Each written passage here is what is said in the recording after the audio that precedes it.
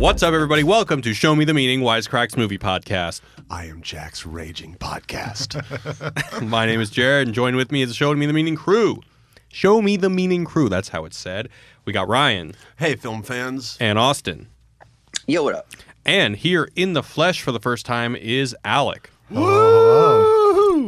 Alec, what other podcasts have you been on for this one? You were on Network. Is that the only other one? I think, Star Wars with Austin. Oh, okay. That's right. When it first we did came The Last out. Jedi. Yeah.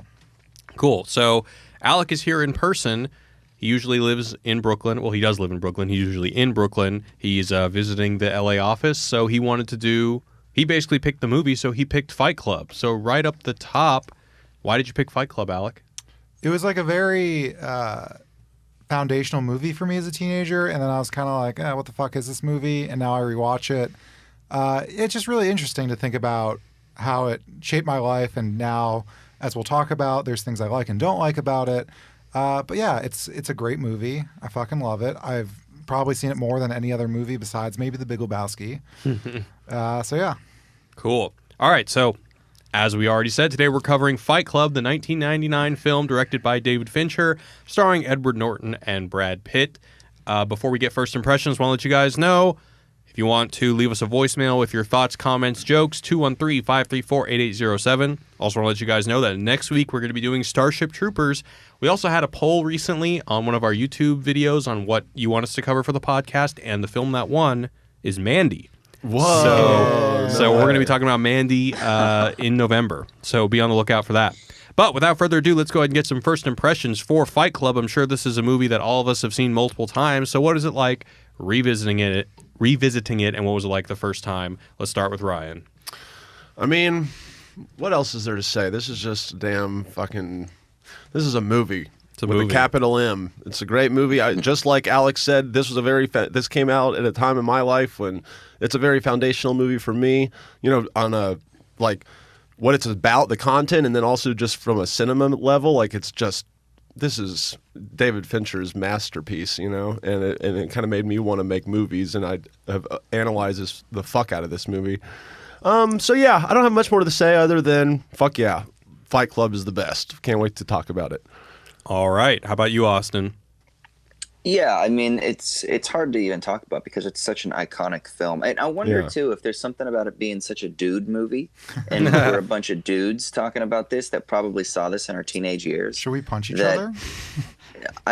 We ought to. Well, that's for the patrons only. And so I wonder if there's like we've got blinders on a little bit because of that, right? Like I wonder if we revisited it now for the first time, because every time I watch it now, it's hard for me to watch it without thinking about it through my presuppositional lenses that I love this movie. So I love the movie. I think it's fascinating. Like Alex said, there's some amazing things about it. Then there's some things that are intriguing that we could probably say are quote unquote problematic that I'm sure we'll be able to get into. But I mean, I just think it's a fucking brilliant film. It's well acted. It's curious. I think it's even more interesting. This is one of those films where if you know the twist, it doesn't really ruin it because it makes you more perceptive to other things that are going on. And there are tiny little hints.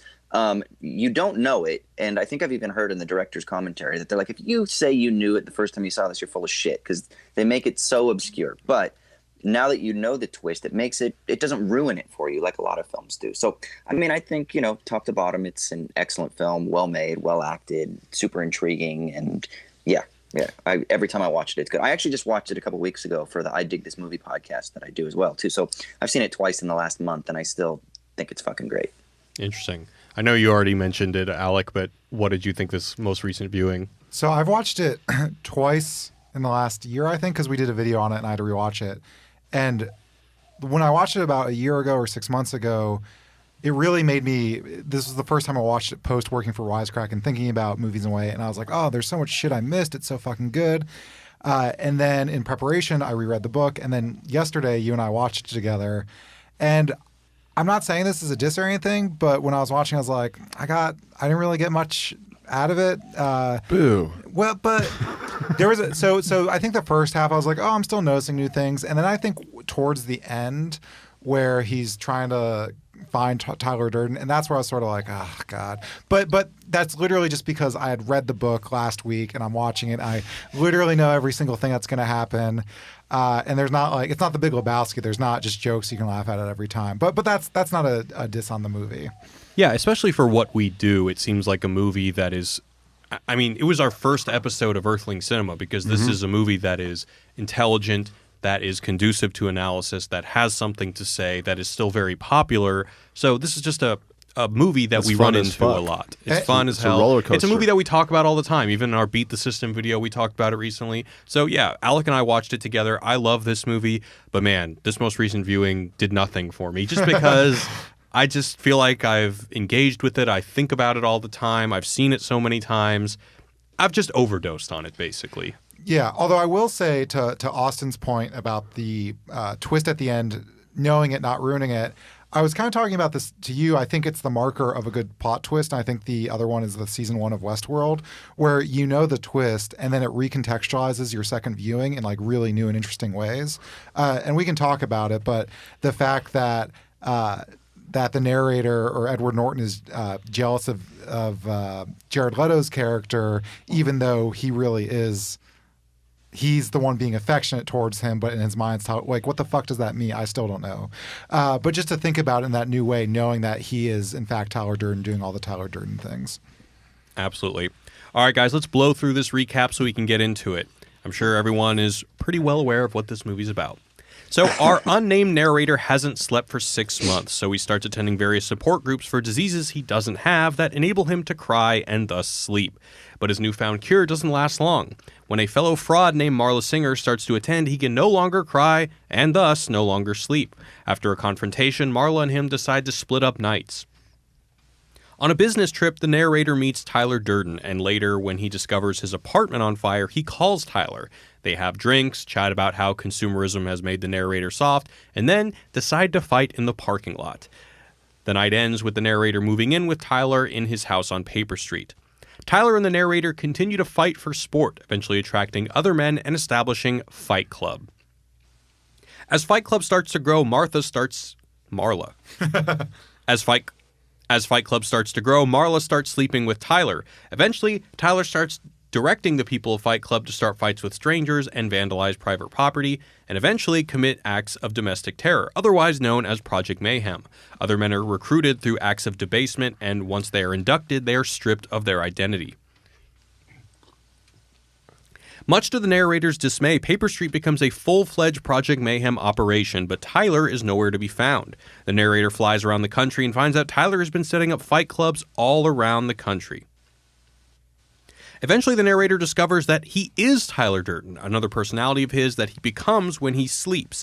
He discovers that Project Mayhem has a large-scale terrorist operation in the works and seeks to explode the buildings housing the debt records. The narrator tries to alert the authorities, but all the low-level workers are in on the plan. The narrator confronts Tyler at one of the bomb sites. After getting the shit beat out of him, the narrator wakes up at the top of a building awaiting the destruction of the other buildings. The narrator shoots himself in the cheek, killing Tyler, but it's too late to stop the other bombs. Together with Marla, the narrator watches on as the buildings collapse. End of movie.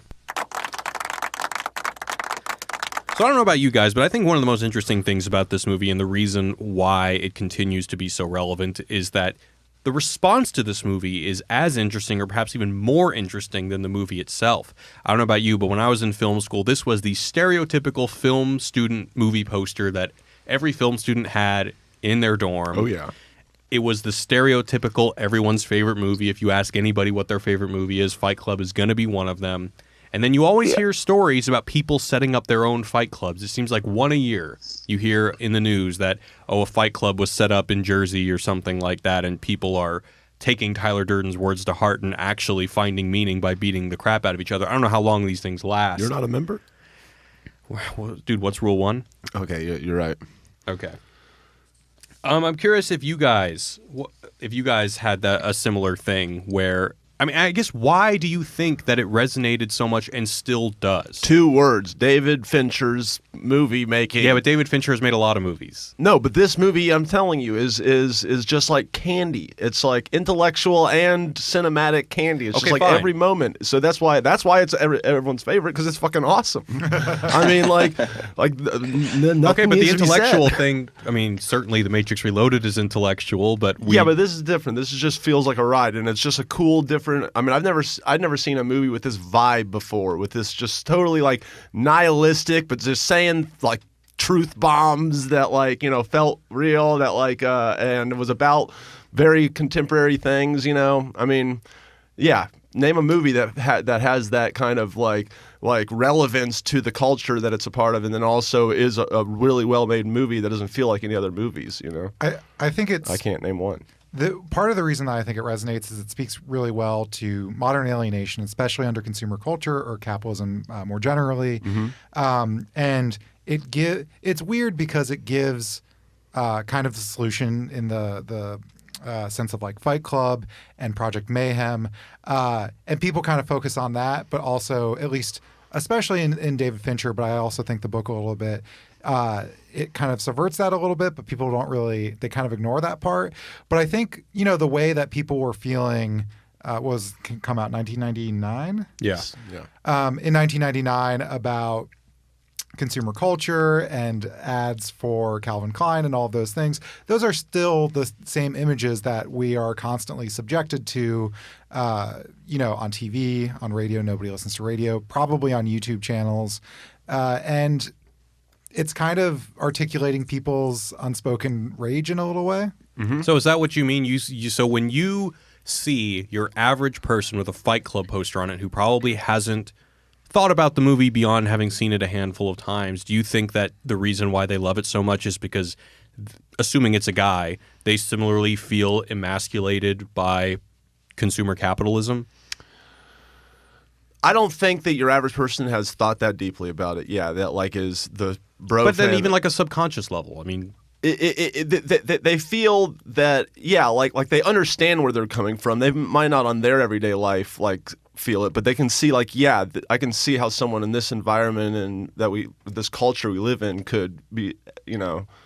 Well, you said truth bombs. Right. So what does that mean? Yeah, what are the truth bombs, Ryan? We want to know the truth. I'm just saying, you know, every fucking line is just He's like, get off my back, guys. I just fucking love David Fincher. No, that's Tyler Durden's fine. Awesome. Is You're like, you're one of those people that doesn't understand the movie. No, not at all. Not at all. All I'm saying is that you can fucking think, you know, feel something is true without it, you know, like it's very aphoristic. There's like aphorisms in it, right? Yeah. Listen, maggots, you're not special. We are all the all singing, all dancing crap of the world. Like that's. It's just kind of like catchy. recognizing your fucking like meaninglessness in your life, even if you yourself don't feel like your life is meaningless. It's like, yeah, I get that. I can relate to that. The things you own end up owning you. Yeah. Well, I used to be one of those. There are levels of awareness, though, that aren't necessarily reflective, right? Consciousness is affective as well. And the embodied human conscious experience isn't always necessarily, quote unquote, aware, even if it's aware. And so I think that just because people don't recognize maybe the truth bombs in order to elicit them putting a poster on their wall, doesn't mean they're not being affected by the truth bombs. And there's an aesthetic to the film that is extremely appealing. It's kind of dark. It's really slick. David Fincher is a very clean filmmaker, even though this film is kind of messy clean. But the messiness is a clean messiness. And so I think just at an emotional level, at the affective level, this film is appealing at that level. But also for dudes in particular, I'd be curious again this is why I mentioned at the outset that there is something about how this appeals to dudes. All the dudes that I know had a Fight Club poster on their wall or went for Halloween as Tyler Durden at some point in their life, or something along those lines, Well, right? to me, It's just extremely common. So I wonder if there's an unconscious desire to project the very same thing that Tyler Durden is a very projection of in the film.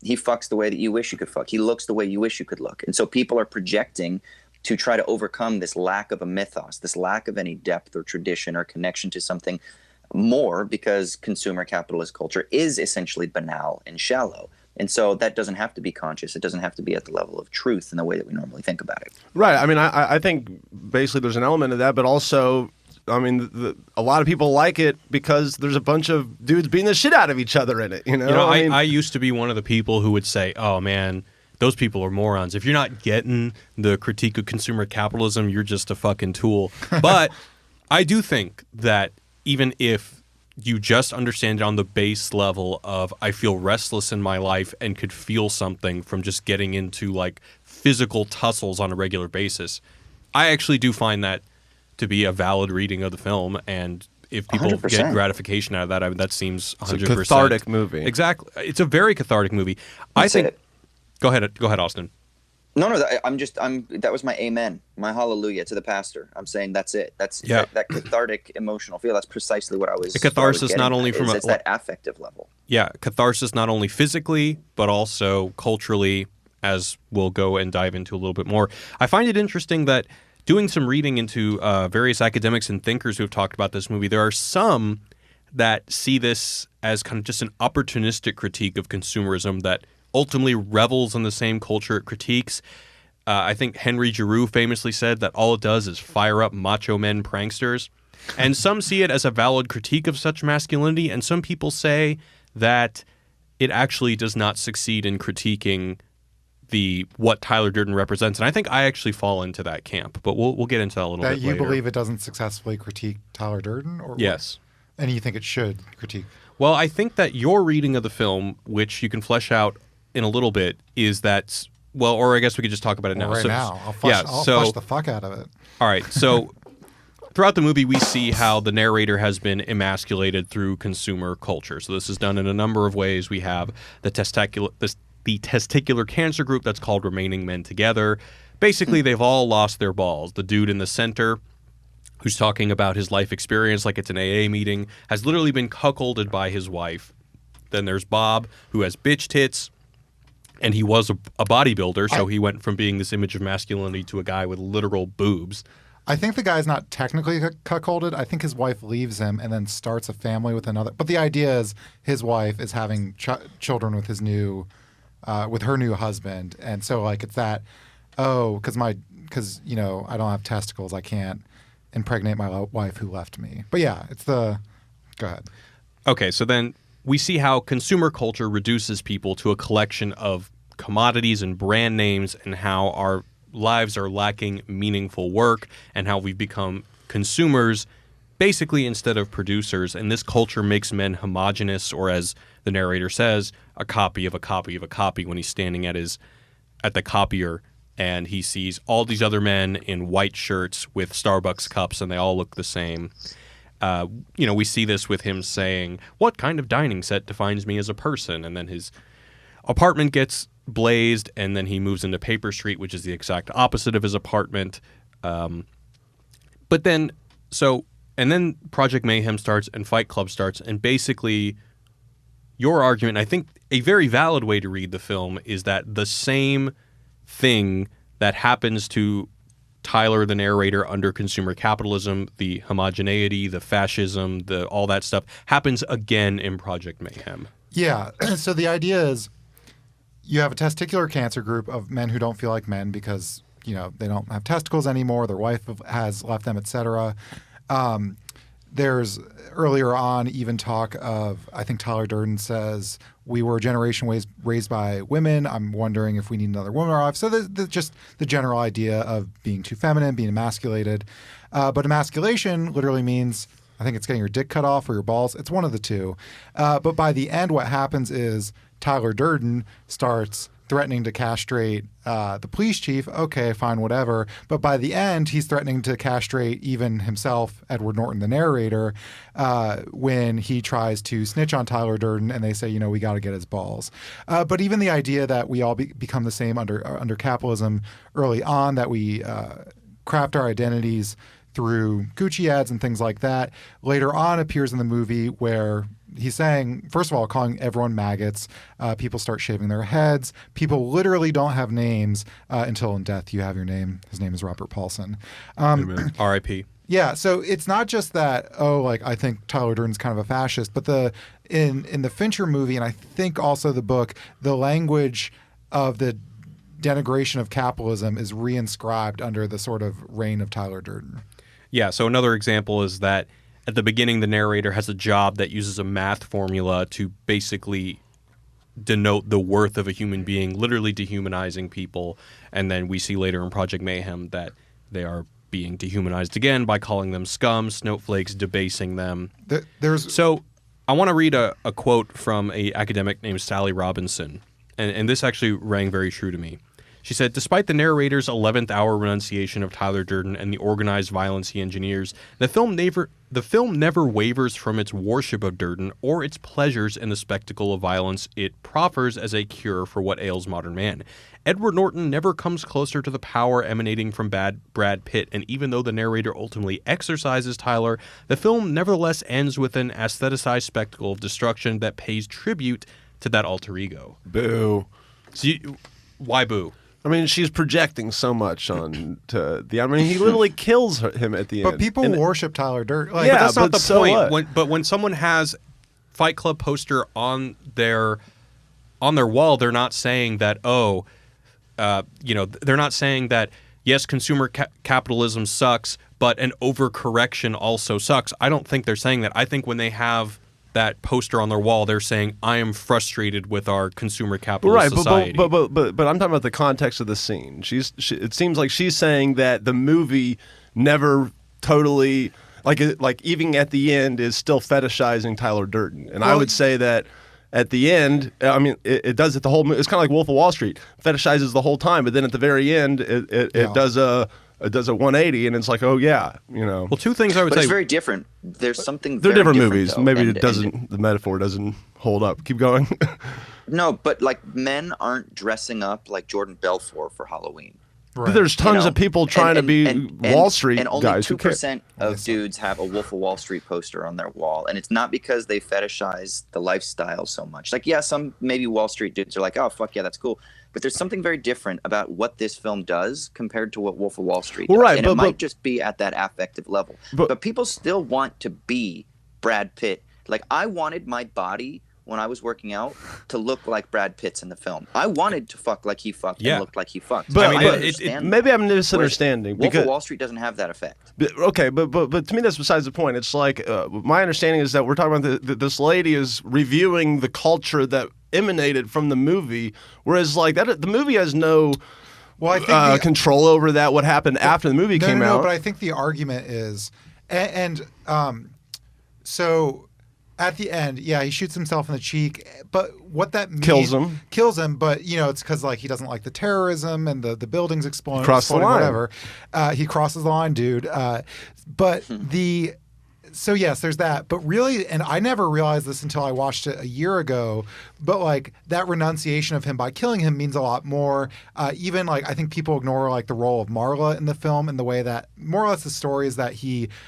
hated Marla Singer because she was a projection of himself, like cheating at these things and like didn't give a shit about life and wanted to fuck her, wanted to be her, and creates this alter ego to be with her. And at the end, it ends with her holding her hand. It's very like subtle. And I think what the author's saying is like, it's subtle, it's short. Sure, you can think about it all day, but most people walk away being like, damn, I want that red leather jacket. I want to look cool as shit. I'm going to like renounce, all of my earthly possessions and be like Tyler Durden, which is ironic because the movie is saying we lust after Tyler Durden in the same way that we lust after like the models in the Gucci ads. But clearly the book's not saying that, but I think the author's just saying on a narrative level, it could have done more to sort of break apart. And the book does a little bit. Well, see, I would say that's the part of the genius of the movie, and that it's not up to David Fincher, to hold people's hand, to be like, oh yeah, make sure that you know that this guy sucks. It's like that's up to you, the viewer, and it's such a kind of. I mean, we spent the entire movie, an hour of it, hearing quote unquote Tyler Durden's truth bombs, and then at the end, when all of a sudden Edward Norton renounces him, but why? All he says is he doesn't want the violence. We've heard an hour of all this waxing poetic about how this culture is hurting people, is dehumanizing people, and then we have Edward Norton at the end who just does an about face, but there's no actual... We don't see how his motivation has changed. He just says he doesn't like it. And plus, Brad Pitt scintillates in this movie. And I'm not saying that that's a bad thing, but a good example that I've actually seen criticized... I've seen this criticism a bunch of places,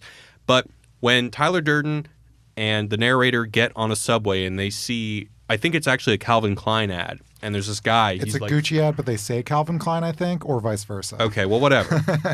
There's a guy with a totally ripped body, and then he says, like, is that what men are supposed to look like? I hate that part because it's the worst part of the movie because it's exactly what Brad Pitt looks like, and it makes the criticism totally not work. And he did. I read this a long, long time ago, but he did 1,000 sit-ups a day to like get the body for that thing. And like he didn't like, you know, Edward Norton. I mean, he's probably pretty muscular in it, but like he didn't have that fucking mountain of abs going on. That's part of the point of the dynamic of the character, I think. Well, Is yeah, what? that he wants to be like him, wants to fuck Yeah, like him. I mean, Yeah. like basically, I would say that what I get out of Edward Norton's arc is that he has to he's nihilistic about, society, but he has to go all the way to the logical extreme of destroying it to realize, oh wait, that's not how it should be. We should try to fit, So the and I'll stop talking about the book because it's not a book podcast. But the one line that I do like at the very last page or two of the book that I think helps contextualize that last moment a lot better is he's in a psychiatric ward and says, "We're not beautiful, unique snowflakes, but we're not crap or trash either. We just are." And it kind of really plays off of the film and the book's like Buddhist themes of it's neither of these extremes. We just are. We should sort of exist in the world in a way that's not this or that. And that, I think, gives a lot of context. And I think having, first of all, the ending of this movie is fucking beautiful, and I love the way the pixies are used, so I don't want to ruin that. But at the same time, I could see the benefits of like just throwing in that 30-second, 60-second scene at the end. Because in the book, it's like 2 pages. Yeah, I think that's an important distinction is that in the book, he does say consumer capitalism bad. The overcorrection into a fascistic father figure also bad. Mm-hmm. In this, we don't get that. I think it's kind of implied. I mean, I just think that you have to do a lot of digging, and it's fine. You have to do a lot of there. digging. It is there, but I just think that the people with the Fight Club posters, the seemingly millions of people with Fight Club movie posters, are saying that I get catharsis from identifying with Tyler Durden. There's one quick... I don't think the nuance really communicates at all. Sure. I mean, did the people with Leo posters from Titanic care about the awful tragedy that day? No, it's just a movie to a lot of people. I don't think you can give Fight people. Club has become so much more to like. Fight Club has had like a huge political influence. Sure. Even the fact I didn't realize this until I was reading about it, but the "You are not a unique, beautiful snowflake" that was like the coining of the term that led to people in political context calling everyone else a snowflake. So like you can't just be like, oh, it's just a movie. Like people aren't walking around saying like, I love you, Rose, like as a political argument to people or, never let go or whatever. Like that doesn't happen. But Yeah, I rarely meet. This movie is a lens through which people construct world and political views. And we just said it was foundational for our lives. No, but I mean almost entirely on a cinema level. Like I think that no I one's wanna be a arguing filmmaker. that. Right. And so but I would say that most people that have their Fight Club posters aren't really I think we're really just splitting hairs here, but basically I think most people just think it's a cool fucking movie on a cinema level, and really the there's less of the nihilist in their basement with Fight Club going, God, I fucking worship Tyler Durden. There's probably a lot of those on the internet that I'm maybe not as well aware of as you, but They're there. But yeah, I'm just saying that I don't know. Keep going. It's hard to find somebody who doesn't identify with Tyler saying we were all born and raised to be movie stars and blah blah blah, but we won't, and we're really angry about it. I mean, And do you think that everybody identifies with that, and so I do think it's not just the cinematics; it is the subject of what Tyler Durden represents. Yeah, 16-year-old Alec was like, fuck yeah. I'm mixed not with the gonna be a movie cinematics? star. But yeah, okay. I mean, all right. Let's go to the next point. So there are some small things that I noticed this time that I thought were pretty clever. So more talking about the emasculation or how consumer capitalism leads to emasculation or feminization. I love how when Fight Club first starts attracting a large community, there's close-ups of taking off their rings, their belts, their clothes, and they're all like these like very expensive things, these material possessions that they're discarding before they get into Fight Club and start. Yeah, because they shed themselves of the inauthentic culture and just, it's like integrity, man. Speaking of just integrity, earthy here's my and- pussy stick. Yeah, and of the earth. So There's actually an article that I read that I felt was pretty interesting, and it was extremely prophetic considering where we are as a culture today. And this article was written in 2005. It's called Fight Club, Globalization, and Professionals in Crisis. So just listen to this. It says, Fight Club is a story about the delusions of professionals in the, quote, New World Order. It's an extraordinary representation of the repressed rage of middle America, which has intensified since the loss of the Vietnam War. Now, you can see how if this article was written today, there'd probably be a different event that they're contextualizing this with. This social anxiety has been fueled by a variety of social movements, including feminism and the civil rights movement, but it also involves confusion about post-Fordism and post-Keynesian economics, as well as frustration over the collapse of the American dream. So this is why I think, to Alec's point, that it's especially relevant to hear that a word like snowflake that has been used, in the culture war, which is largely about globalization, has been lifted from Fight Club. Wait, is the culture war about globalization? I think that's an element of it. Okay. Would you disagree? I just think about them differently, but maybe they're embedded in, together in other people's minds. But, yeah. I mean, I think the thing is, earlier you just brought up globalization. I was like, I don't really think the movie's about globalization. And I think, I'm not saying you're wrong. We've been thinking about, especially in our we're talking about Modern Times from Charlie Chaplin. And there's just a long history of movies that aren't Fight Club, because nothing is Fight Club except when things start to copy it. But, just disillusionment with modern life. So modern life is about the denigrating, dehumanizing aspect of factory work. Now Fight Club is essentially that kind of idea, but in office work. Yeah. I mean, I think when you have a collapse of metaphysics, when you have a collapse of a mythos or a tradition or a lineage or a history or a depth beyond just, consumption and mimetic reproduction of who you are and what you are and your role in this machine, I think when those things are missing, when there is no depth, then you do find this experience of alienation that this film explores. And I had a friend say this. She was talking about, I guess she wrote an essay when she was doing her master's degree or something. I can't remember. We were having cocktails and she was talking about how this film sort of explores, and I like that this article talked about post-Vietnam or whatever, even though I'm not sure that it's as specific as that, but it doesn't have to be. It's that in the late 90s, you have this generation of men in particular that is being explored in, let's say, America, that they didn't really have any sort of threat that there would be a war. This is pre 9/11, remember. So we didn't really have an imminent foe.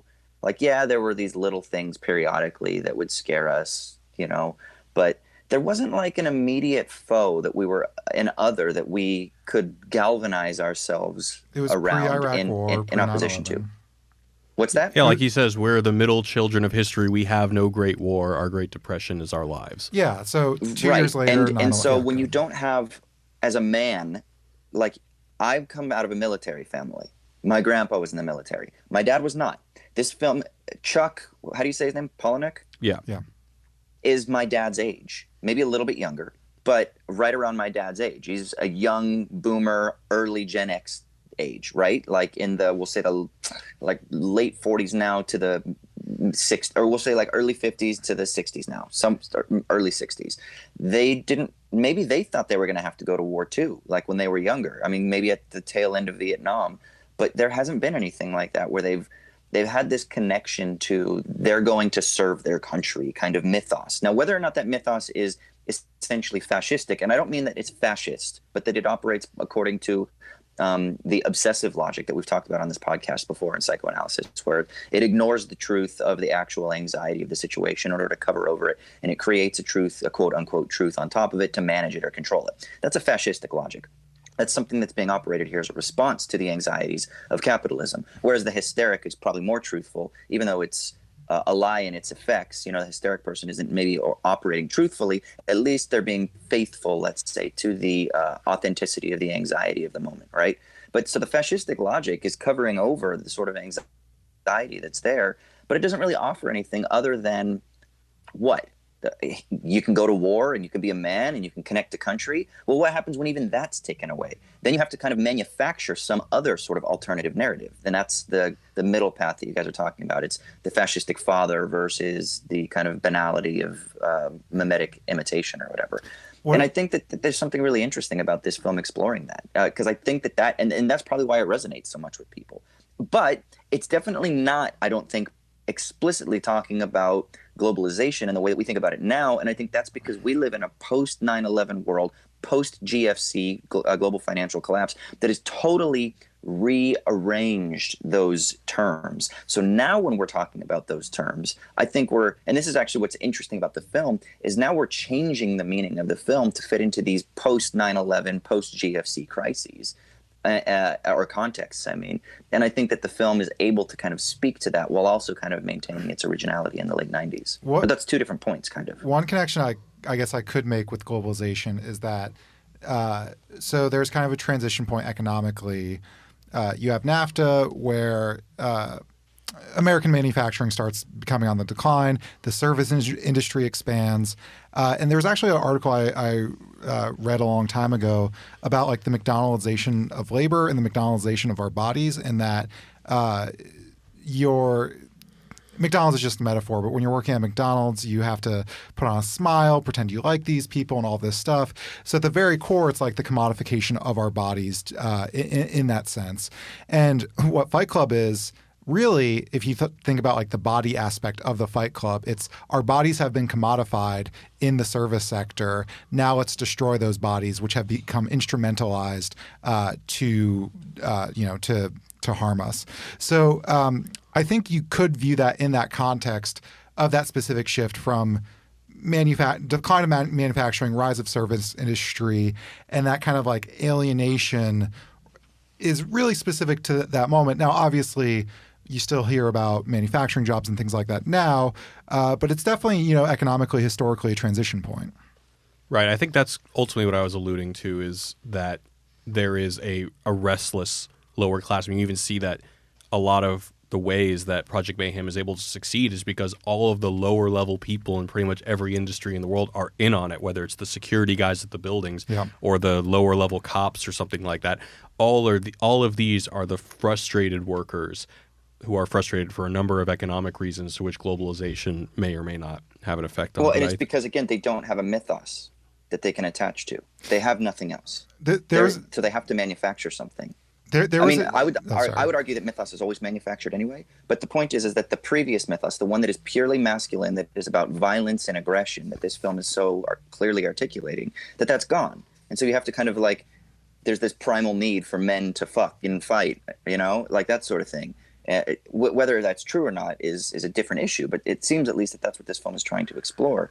And in the absence of that kind of mythos, what one are you going to fabricate, or what are you going to do? How are you going to respond to the banality or the profanity, let's say, of existence? I have a question for you, Austin.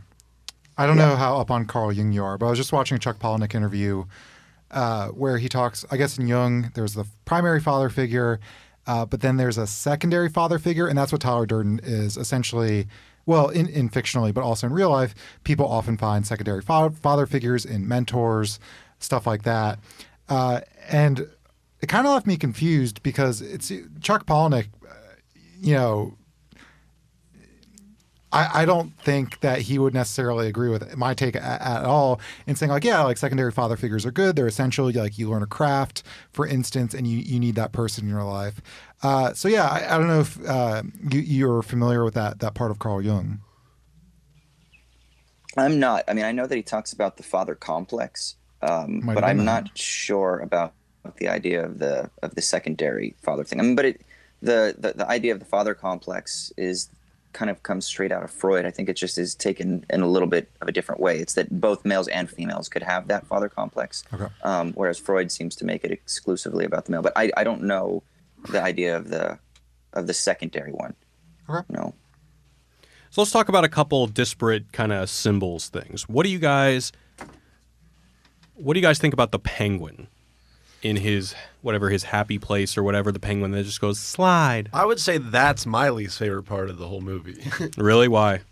Because to me, it's kind of a weird non sequitur that really is too weird. Like everything else is weird, but not just out of nowhere. I think it was actually the one thing I picked up on this movie was I think there's sort of, I'll just call it the like woo-woo bullshit culture that I dislike that is prevalent in places like, I don't know, L.A.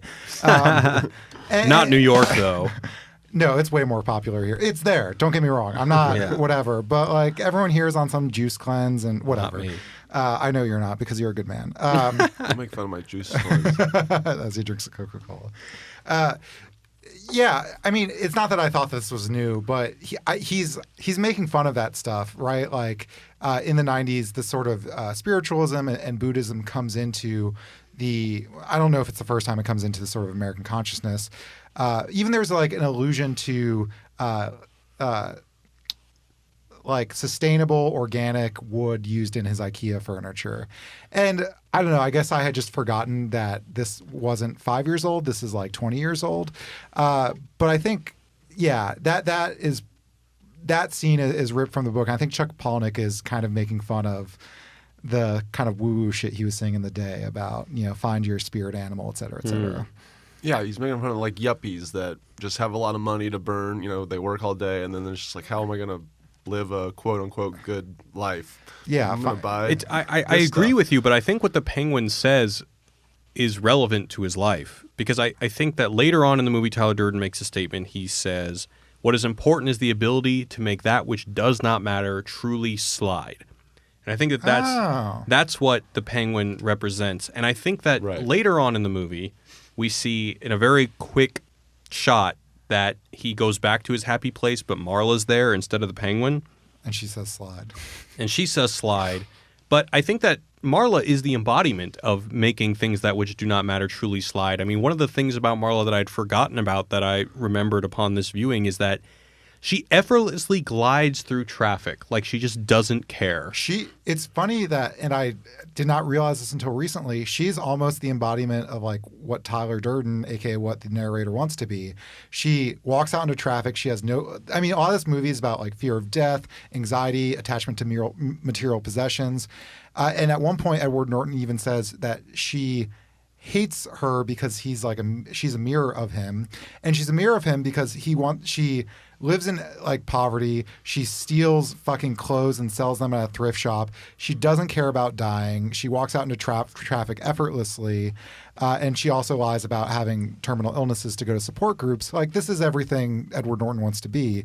So that is interesting. But I will say about the meditation thing is that another thing I recently noticed is that when he gets the lie burn on his hand, he's trying to go to his happy place, spiritual place, whatever, and Tyler Durden's like, no, like, don't go there, confront it right now, keep your eyes open. And then when the narrator shoots himself at the very end, he looks to Tyler and says, my eyes are open, and then shoots himself. In other words, I don't need that to sort of exist in the world. I don't need to put my mind somewhere else. I'm here with my eyes open, confronting the situation, looking death in the face. I'm going to shoot myself in the face. Right. So that's the arc for him, is that through the burn that is only neutralized once Tyler Durden says that you need to accept that one day you're going to die. There's also the car crash. Yep.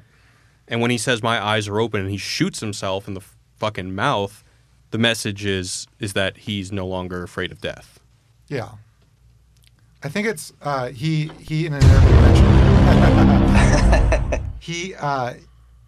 Chuck Palahniuk in an interview mentions Heidegger, and I guess for whatever reason I hadn't, but it's very much like you're being towards death for Heidegger. People are anxious about death and want to control.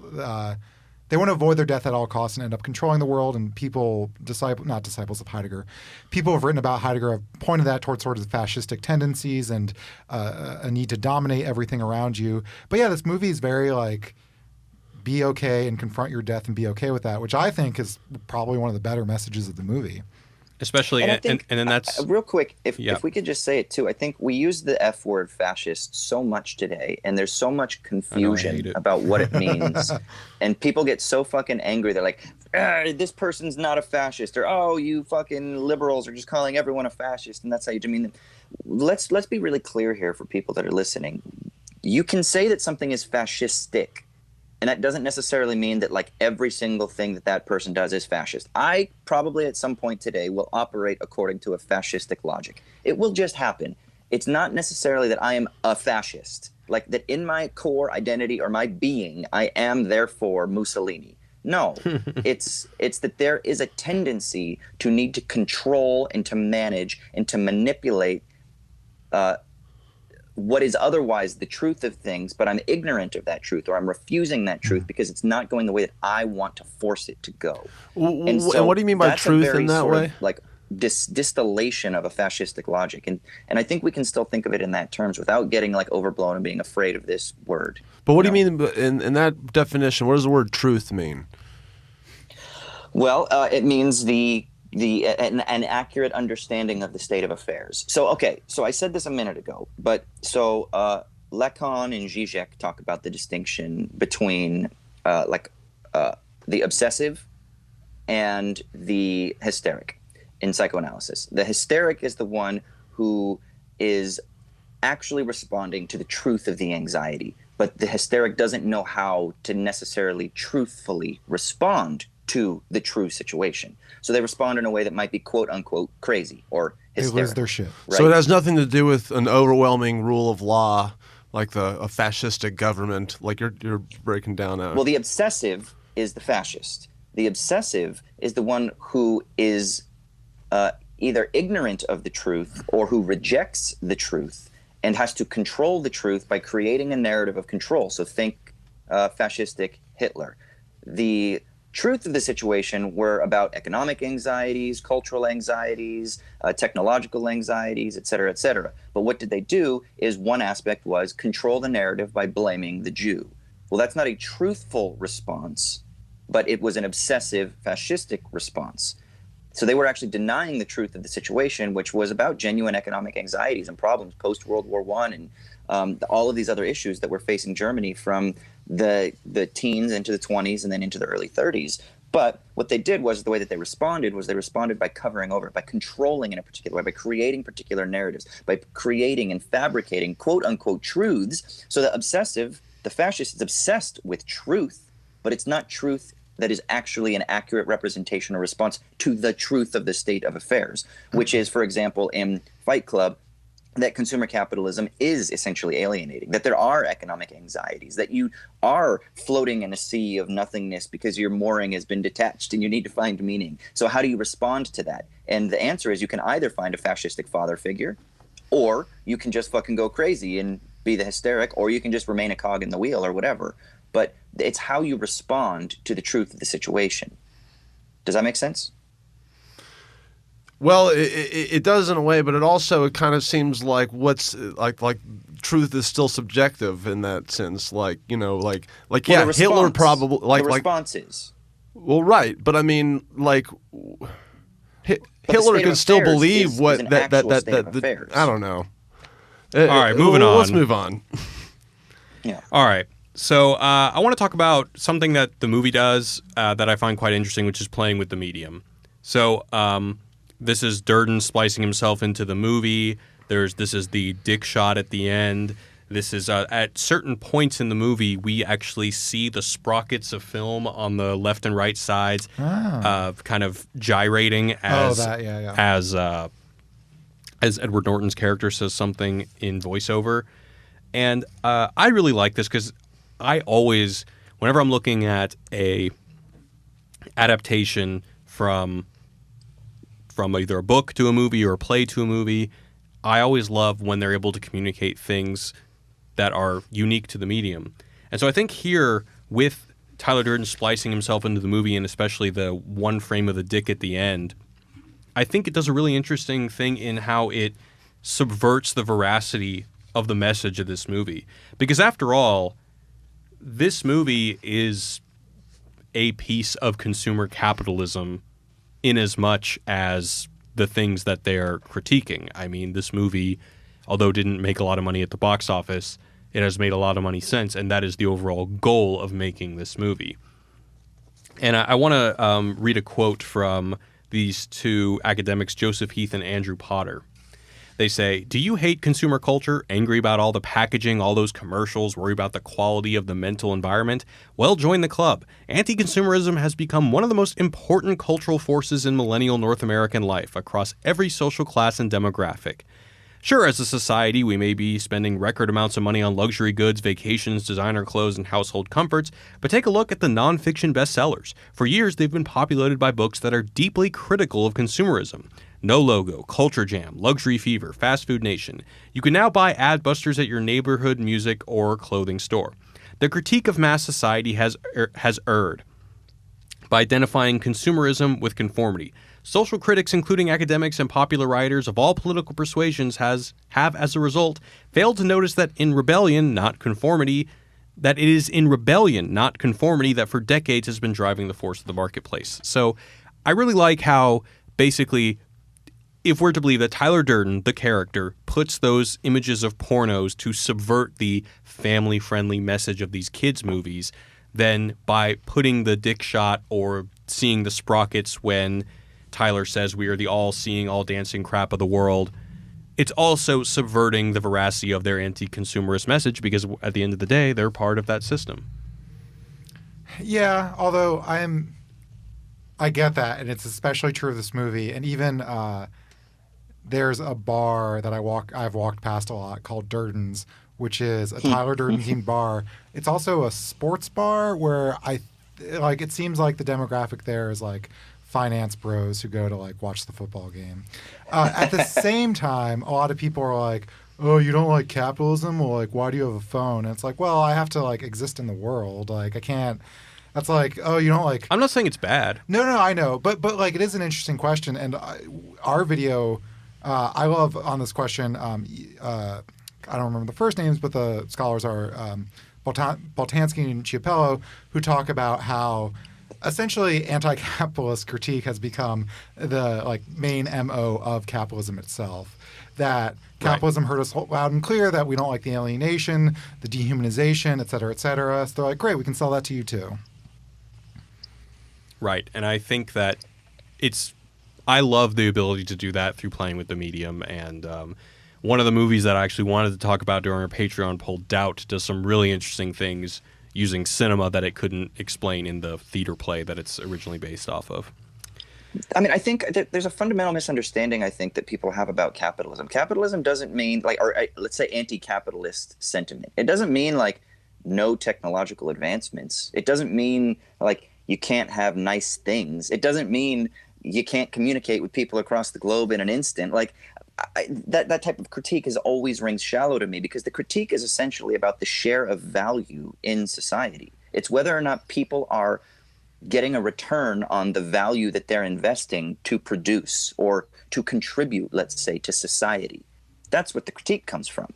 So our critique needs to be leveled at that juncture. It's is value being created and shared in a way that is constitutive of social formation, that appeals to our species being or whatever. If it's not, then we're going to be critical of it. If it is, then that's a good thing. And so that it's not a black or white. So even under conditions of capitalism, there are interstices, as people like to say. There are those points of authenticity or freedom in which value is apportioned appropriately. The problem is, and you guys mentioned this at the outset, and I didn't say it, but the idea is real subsumption is a Marxist term that is the idea that later on in the development of capitalism, as he was writing in the middle of the 1900s or 19th century, I mean, there would be this point at which everything is sort of ultimately an instantiation or an expression of capital, and that is this idea of the real subsumption of everything that is sort of just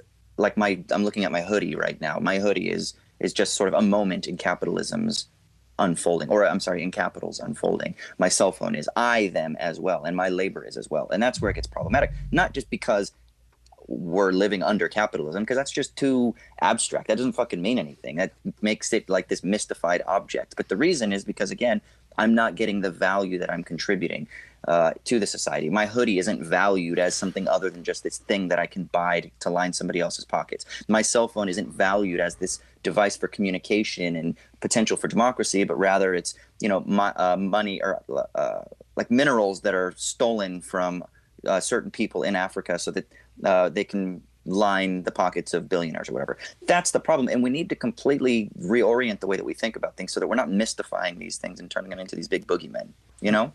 Well, if as the capitalist, the raging capitalist of this group, I mean, don't you think that like your kind of cause would be better suited if it was if you labeled it something like I'm a more of a pro labor cause or a just more pro ethical capitalism, because like you just said, you're not anti-capitalist. What you're really for is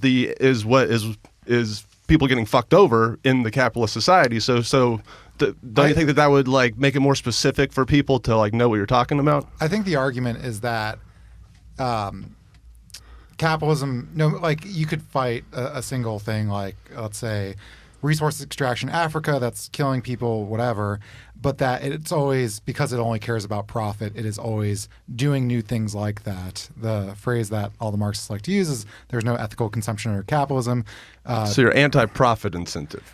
Well, like I can't. Depends on what you mean by profit. Yeah, again, as like the overarching organization of our society. Yes, like like if there's someone selling something somewhere, whatever. But like, I think the argument is really profit as a motive determines our government, our societal structure, literally every single thing. And as that overarching system, that seems bad. There's even some people like Carl Polanyi, who I know you've noticed. I know you've mentioned Austin, who talk about the way it's either embedded or disembedded within things. Like lots of times markets and capitalism have been embedded in larger social structures. Maybe those social structures also suck. But yeah, it's just when it becomes to envelop everything within it. Yeah. So, I mean, I think it's about having a nice litmus test. And if the litmus test is, equity and social harmony and connection with the environment, or whatever your litmus test is, once you have that standard, then anything that deviates from that is subject to criticism, right? And that we get so like caught up in these terms and we're so afraid. And I get it. There's a lot of emotional charge behind all of these things. But I think if we settle down a little bit and we kind of like really try to peel back the layers and understand, okay, what is the standard by which these criticisms are using to employ their orientation either for or against social systems, then that really sort of changes how it is that we understand things. So it's not, that capitalism is bad because it's capitalism. No, or because it's profits. It's okay, what does profit mean? Why is profit under capitalism extractive? Why is it not conducive to our species being and to living in a society? Bolsonaro just got elected in Brazil, and one of the first things that the Canadian, I think it was CBC News, reported on is, yeah, they elected a fascist, but that might open up investment opportunities for people in the Amazon. Like literally, that was the title of the fucking headline. So it's like, oh yeah, it doesn't matter if he's literally homophobic. He literally said he would rather his son be dead than be gay. He's literally misogynist. He told a woman politician she wasn't pretty enough to rape. I mean, he literally has praised previous dictators. But that's cool because it's going to open up investment opportunities. All right. So, like that is that something that deviates from the litmus test? I think it ought to be. Let's go back to talking about people beating the shit out of each other. Well, actually, that's all. But see, this is the thing, though. It's all responding. You were asking about like the. I know. Yeah, it's my like fault. This is the issue. Is how do we respond to the anxieties, and and I think that's something this film is so interesting about, because it talks about different ways to respond to the felt sense that something is off. And the reason that the felt sense is something is off is because the litmus test is creating a society where people connect with each other, where people love each other, where people care for each other, where there are equitable resources, where there isn't just this radical hierarchical structure where certain people have access to resources, not just in terms of food and clothes and water and nice cars, but also love and knowledge and concern. And do you have the access to affective things? Well, Edward Norton's character does not. He's completely cut off from all of that stuff, even though he might have a job where he gets a little bit of material comforts. He doesn't have that other stuff, because all that other stuff is controlled by the desiring machines that extract it from him in the capitalist system. So then how do you respond? Well, beat the shit out of each other, because that gives you feeling and emotion, and you find a community of people. But ultimately, the beating the what's shit being out of each explored, other is, I mean, if we're to believe what Alec's reading of the film, is ultimately not The film doesn't offer any viable alternatives. It's either it's a shitty system and then a reaction to the shitty system that's also shitty. Yeah, it's like you can't do this, but you can't do that either.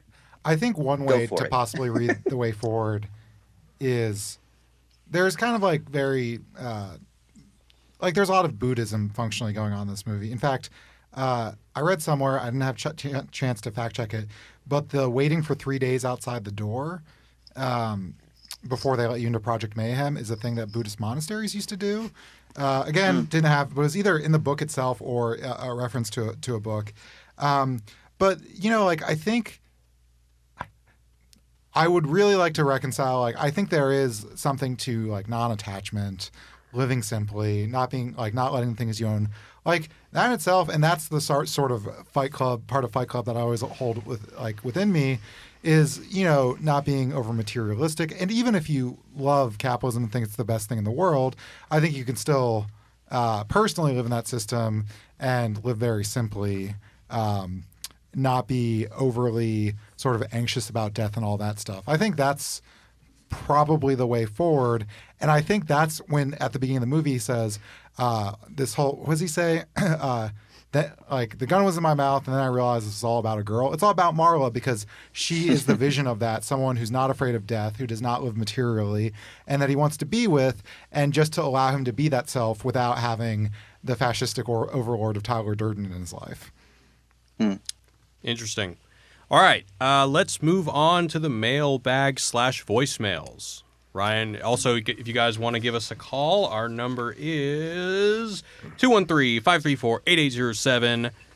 Let's pick one, Ryan. Go for it. You know, I'm really disappointed with how many mail voicemails we got here.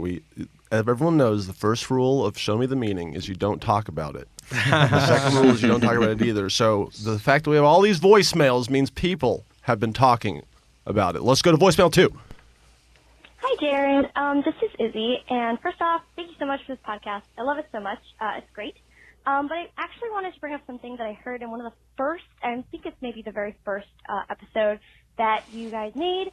It was about Mother by Darren Aronofsky. And I think that it was really interesting that none of you guys ever really mentioned the feminist perspective of the film, because a lot of my friends and I, who are all women, when we went to go see the film, we actually really, really disliked it. And a lot of it had to do with the fact that it was just kind of unnecessarily putting violence on a woman's body in order to make a point, which for a lot of us, we found very hurtful. And so I find it really interesting that that wasn't mentioned. But I just kind of wanted to see what your perspective on that was, taking it into kind of a feminist perspective. I know this is bringing the podcast back up by a lot, but I'd really like to know what your thoughts were. Okay, thanks so much. Bye. Well, Izzy, thank you for calling. I hate Mother. So, yeah, I mean, in general, I just, you know, like, if there's violence in a movie, whatever, you know, I love John Wick. I love movies that have violence in. The Raid, some of the best movies. But, yeah, I mean, I didn't find really anything that happened in Mother to be very interestingly motivated. Never mind the crazy shit that happens to Jennifer Lawrence in that movie. Did you end up seeing it, Alec? I never saw it based on your stellar recommendation. Yeah, it's not good. I mean, so this is actually a really common feminist critique of Mother. So thanks, Izzy, for bringing this up. Didn't get into it just because didn't have time, to be honest. And for people out there, realize we have like 58 minutes to an hour. There's so many other things. So don't get mad at us because you're like, how could you fucking leave this out? Fuck, man. There's just so much to talk about. We talked about capitalism for half of this podcast. That's what the movie's about. Izzy, you were fantastic. Great question. But but a lot of people do get in the comments. They're like, I can't believe you didn't mention this, you fucking idiots. And it's like, I know, but limited time, guys. But no, we just didn't have time in this. But this is a common criticism. The reason, though, that